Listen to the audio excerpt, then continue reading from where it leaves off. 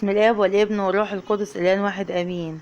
حكايتنا النهارده مع نجم ظهر في السماء بشكل عجيب وكبير، وكان بيتقدم للمجوس والرعاة.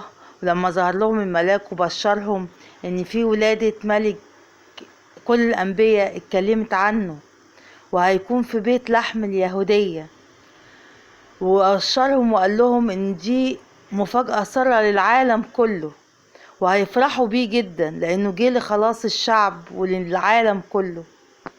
وقال لهم الملاك ان هيتقدمكم نجم كبير، وكانوا بالفعل شافوه المجوس على فلكاتهم ان ده نجم غريب عن بقية النجوم وبيدور في الفلك عكس اتجاه النجوم التانيين، وكان حجمه يدل ان في ملك عظيم قوي هيبقى موجود.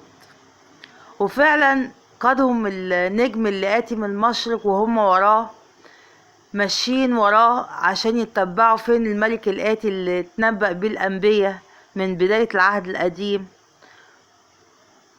وفضلوا ماشيين وجابوا له هدايا لبان وذهب ومر، عشان ده رمز الملكوت للكهنوت لأنهم كهنة، وده رمز كبير قوي بالنسبة لهم. وكمان الملاك برضو ظهر للرعاة اللي هم الفقراء، يعني ظهر للأغنياء وظهر للفقراء عشان يعلمنا ان ربنا جه للعالم كله، ويعرفوا ان النجم اللي بيقدمهم دوت هدية كبيرة لملك ضحى بحياته ونفسه وساب مجد السماء عشان ينزل على الأرض، والناس كلها تشوف مجده من صغره في مزود ضعيف، لكن لأنه ليه مجد أكبر وليه خلاص أكبر للعالم كله. وكانت فرحة فعلا في نفوسهم عجيبة لما شافوا الموضوع ده، ركبوا جمالهم وراحوا بالفعل يتمشوا في الصحراء ويشوفوه هو فين عشان يدوروا عليه، وكل ما يغيب عن نظرهم يبصوا على النجم عشان يكملوا مسيرتهم معاه وعشان يوصلوا لبيت لحم اليهودية.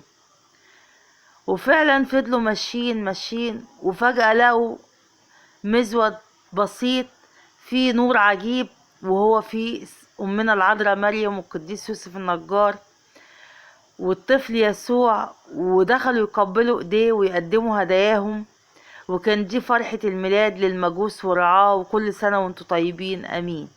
شاركوا معايا في قناة نور القديسين يفرح، ربنا دايما يفرح قلبكم بكل غالي، وكل سنة وانتم طيبين وعيد ميلاد سعيد وتحقق فيه كل الأماني اللي فاتت، وربنا يعوضنا على الأيام اللي أكلها الجراد بسنين حلوة باسم الرب يسوع أمين.